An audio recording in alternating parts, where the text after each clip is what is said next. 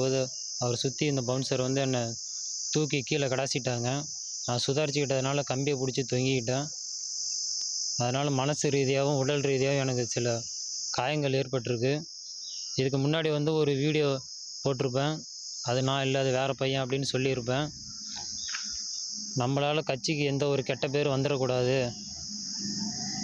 அப்படின்னு தான் அந்த வீடியோ போட்டிருந்தேன். என்னை கட்சி தலைமையிலேருந்து எனக்கு யாரும் ஃபோன் பண்ணி எதுவும் விசாரிக்கவும் இல்லை, எதுவும் பண்ணவும் கிடையாது. பெரம்பலூர் மாவட்டத்தை சேர்ந்த சந்தோஷம் மற்றும் அவங்களுடைய மகன் தான் சரத்குமார். இவங்க 2 பேருடைய வீடியோ தான் இப்போ நம்ம பார்த்துருப்போம். அவங்களுடைய கருத்துக்களை வந்து அவங்க தெரியப்படுத்தியிருந்தாங்க. இந்த வீடியோ வந்துட்டு இருக்கும்போதே பார்த்தீங்கன்னா, விழுப்புரம் மாவட்டத்திலிருந்து அஜய் அப்படின்றவர் வந்து ஒரு வீடியோ பதிவு பண்ணுறாரு. அந்த வீடியோ என்னென்னு பார்த்தீங்கன்னா, இந்த ரேம்பில் இருந்து பவுன்சர் தள்ளக்கூடிய நபர் வந்து சரத்குமார் இல்லை, அது நான் தான், என் பேர் அஜய்குமார் அப்படின்னு சொல்லிட்டு அவர் ஒரு பதிவு பண்ணுறாரு. ஸோ இது மக்களிடம் கேட்கும்போது பார்த்திங்கன்னா ஒரு குளறுபடியான ஒரு குழப்பத்தை ஏற்படுத்துது.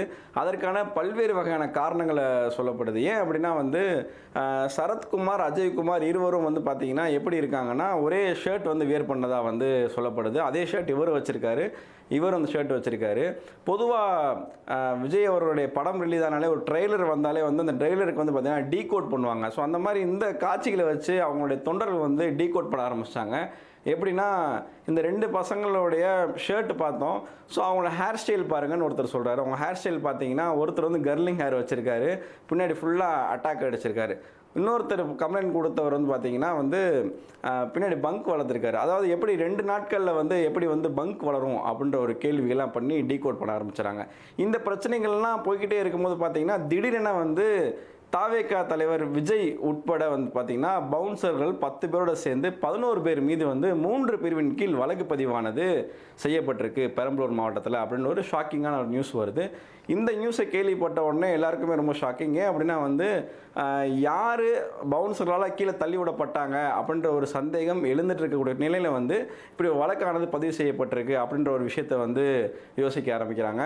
உடனடியாக வந்து பார்த்திங்கன்னா விழுப்புரம் மாவட்டத்துடைய தாவேகா அவருடைய மாவட்ட செயலாளர் அவர் ஒரு பேட்டி கொடுக்குறாரு. அவர் என்ன சொல்கிறாருன்ற பார்ப்போம். நீ அங்கே வந்திருந்தப்போ உனக்கு எதாவது சேதாரமானு கேட்டிருந்தா, அப்படிலாம் எதுவும் கிடையாது, நானே கிடையாது அப்படின்னு சொல்லி அந்த பையன் சொல்லியிருந்தாப்புல. இப்போ யாரோட தூண்டுதல் பேர்லன்னு தெரில. இப்போ அந்த பையன் வந்து மறுபடியும் எஸ்பி ஆஃபீஸில் வந்து கம்ப்ளைண்ட் கொடுத்துருக்காப்புல. நாங்கள் இப்பயும் 100% சொல்கிறோம், அந்த பையனே கிடையாது, அந்த பையன் பவுன்சரால் தூக்கி போடவே இல்லை. இது ஒரு தவறான தகவல். ஆனால் வந்து யாரோட தூண்டுதல் பேருன்னு தெரியல. அவங்க வந்து இப்போ மனு கொடுத்து தளபதி மேலே வழக்கு பதிவு பண்ணியிருக்காங்க.